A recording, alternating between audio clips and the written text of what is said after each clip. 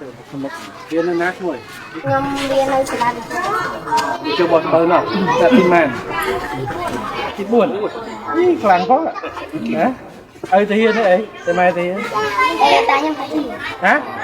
អញ្ចឹងចៅទៅហ៊ានតានៅបោះស្បៃហើយខ្លាចអត់អត់ទេហេតុអីបានជាតានៅក្នុងការពារអី ការពារទឹកដី កុំឲ្យគេយកមែនទេតែដៃមួយចឹងចិត្តខ្លាំងទេធ្វើទៅហ៊ានបានទេនិយាយម៉ាត់ទេបាញ់ទៅអីនិយាយអត់យំដល់ពេលជុំយំមកមិនមកអត់ទៅទេហ៎មិនបានយំអង្គនិយាយមិញអត់ភ័យសោះដល់ខ្លួនវិញខ្ញុំភ័យតែខ្លាំងវិញឯង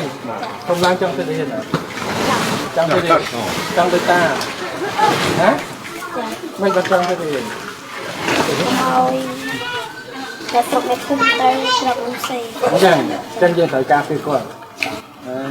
ណាដោយតាដោយអីពងការពារជាងរាល់ថ្ងៃអូខេ